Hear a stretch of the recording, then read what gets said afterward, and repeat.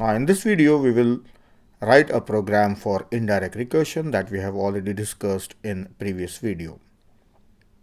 So we will have a demonstration of that indirect recursion. So for indirect recursion, I will create a project, but this time I'll give the project name as recursion. All other demos I will do in the same project. I will not be creating project every time. I will just delete and write down the fresh code. But the project will remain same, so the name I have given as recursion. Already you have seen how to create a project, so I will utilize the same project for all other demos. Create a project for recursion. Here is the main function.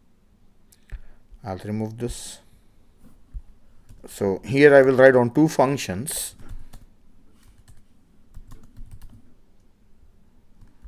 Function A, which takes parameter n,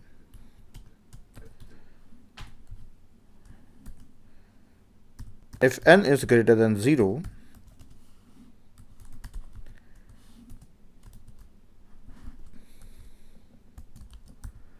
printf n, and call function B for value n minus 1.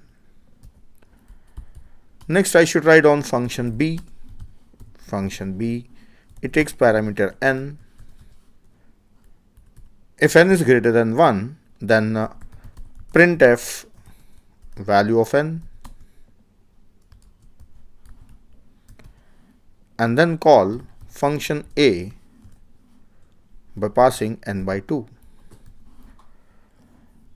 Now here I am getting an error saying that this function B is not defined before it is used. It is used here in function A.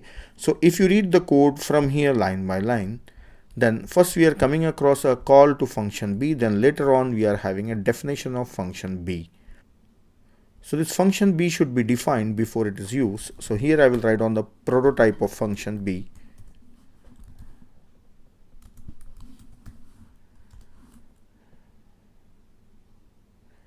So error is gone. So before using a function, it must be either declared or defined. So definition we have written here. So that's why we have to write declaration so that we can call it at this place. Now these functions we have called them by passing value 20.